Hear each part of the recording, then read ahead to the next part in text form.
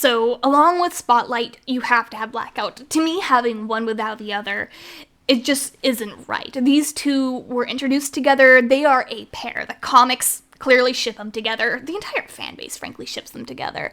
They are such a fun duo. I absolutely love them.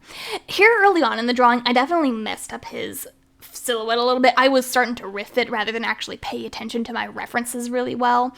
And I was actually looking at a picture, this was just one I looked up on the internet, but of his comic version. And the way they shape his brow horns are a little bit different actually than they do in the splash art and his figure. And I actually think they are more visually interesting in the comic than they are on the figure.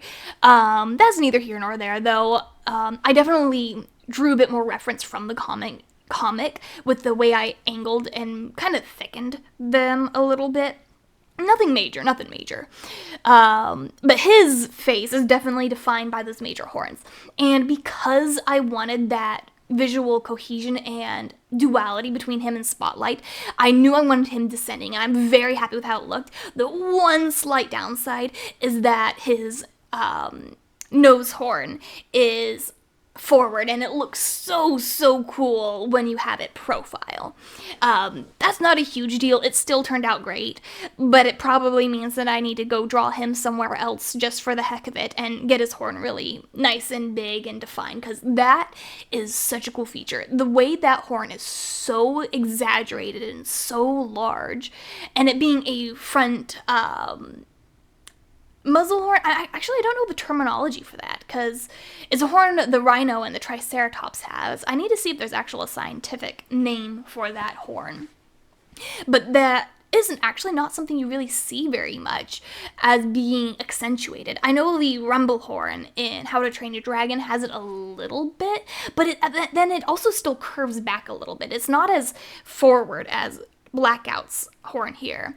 And his animation is also incredible. The stretchy, almost rubbery aspect to his wings is so fun. Sadly, drawing that in the Skystone here wouldn't have come across really well. And you can see I edited his wings a lot during this to try to get them right. I did cut out a decent bit of it later on just because it was too slow to be interesting.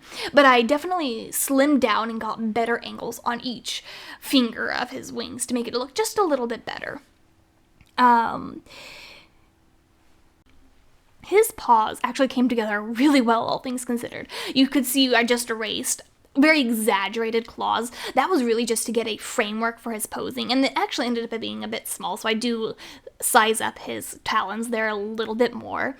But it actually came together really nicely. That does not always happen. There are absolutely times where I fuss and erase and fuss trying to get paws or hands just right. Contrary to most people, I actually really enjoy drawing hands. I was shown an exercise. I wouldn't even call this a technique. This was a hand drawing exercise. I would have been 7th grade, maybe 8th grade, and they had us look at our hands and put our hands in a pose, I should say, and draw that without looking at our paper. If you are struggling to do hands, do this. It is actually such a good exercise, and they turned out so crazy good. There was an exception where, like, if you pull your pencil up, you can glance down and make sure you're putting your pencil back in the right spot. But as little as possible, look at your paper.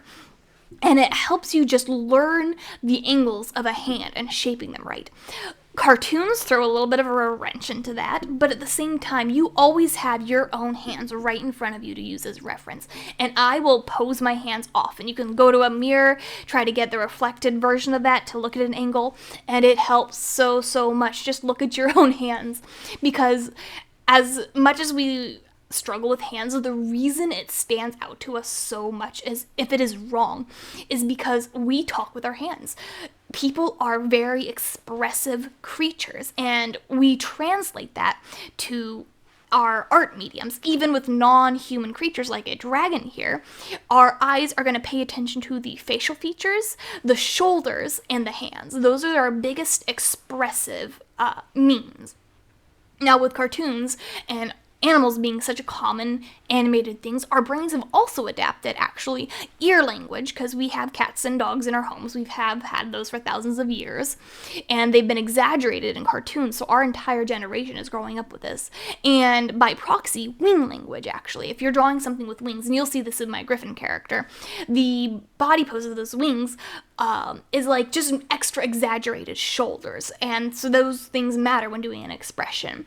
Here with these drawings, I'm not really going for any emotion other than tough, cool, fierce, ethereal, just make them look cool, because these aren't here for telling a story. They're here to look cool and look nice on a game board. Which, oh my goodness, in the last week and a half, you guys have been so awesome. I've sold almost 10 more Skystones sets and the additional single stones.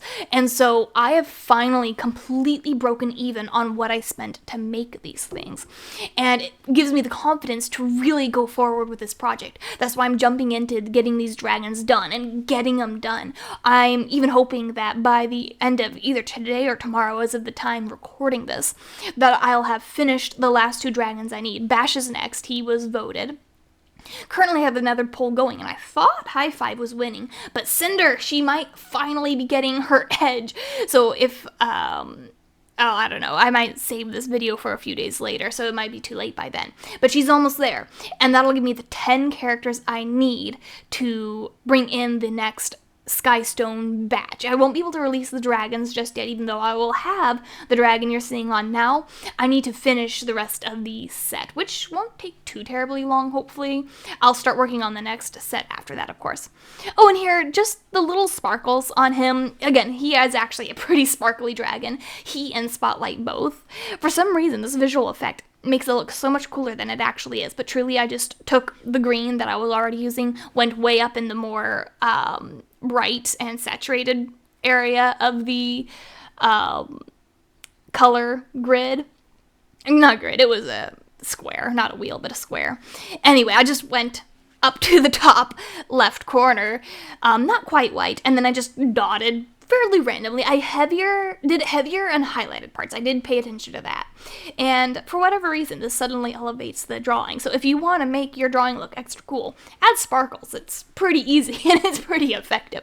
Here's Blackout. I'm very thrilled with how he turned out. He might need to be shrunk down just a bit. I don't know. He fills up, it's almost like he's a bit too crammed within the frame of the background art, which is set. I can't change that. But I feel like it turned out really nicely, that he's a good contrast to Spotlight. Doesn't quite have the same symmetry because of his tail. I wanted to be able to actually see the features of his tail. Spotlight's show best forward, his show best profile.